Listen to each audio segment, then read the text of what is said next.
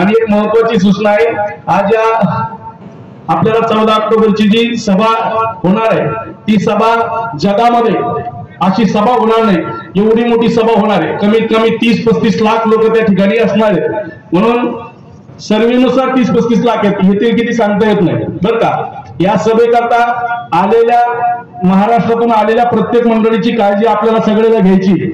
माणूस येईपर्यंत काळजी घ्यायची नाही आपल्याला, माणूस घरापर्यंत कसा जाईल इथपर्यंत सुद्धा आपल्याला काळजी घ्यायची।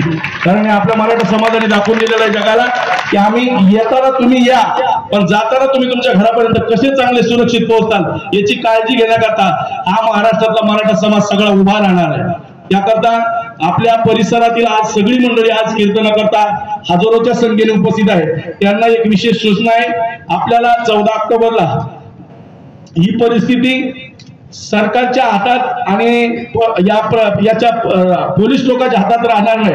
म्हणून आपल्याला सगळ्याला ऐका, जाऊ नका कोणी, आपल्याला सर्वांना स्वयंसेवकाची जिम्मेदारी निभवायची आहे। आणि ज्यांना स्वयंसेवकाची जिम्मेदारी निभवायची आहे सगळ्या तरुण बांधवांना एक विनंती राहणार आहे, आपण आपला आधार कार्ड आणि आपला एक फोटो आपल्या गावातील सरपंच पांडुरंग बहुतारक आणि दादा भाऊ घाडगे यांच्याकडे आपल्या परिसरातल्या सगळ्या मंडळींना द्यावा आणि या कार्यकर्ता सर्वांनी सहकार्य करायचंय। आणि स्वयंसेवक झाल्यानंतर सर्वांनी स्वयंसेवक म्हणूनच काम करायचं अशी सर्वांना विनंती आहे।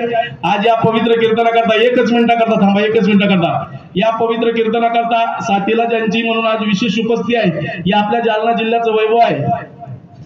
हा, मुलं आणि मुली दोघं बी स्वयंसेवक लागणार आहेत आपल्याला बरं का, नुसते मुलंच नाही मुली सुद्धा आवश्यक आहे। आपल्या गावातल्या परिसरातल्या सगळ्या मुली जेवढ्या स्वयंसेवक म्हणून राहतील त्यांनी आपला आधार कार्ड एक फोटो इथं द्यायचा, कारण त्यांना प्रत्येकाला आपण आय कार्ड देणार आहोत। आणि आय कार्ड ज्यांच्या गळ्यात राहणार आहे त्याला सगळीकडे फिरण्याची संधी राहणार आहे। ज्याच्या गळ्यात आय कार्ड नाही त्यांनी आला तसाच जागेवर बसायचं, त्यांनी वळवळ करायची नाही। कशी सभा चांगली होईल हे आपलं सगळ्याचं लक्ष राहणार आहे, कारण सगळ्या जगाचं लक्ष त्या दिवशी आंतरवाली सराटीत राहणार आहे।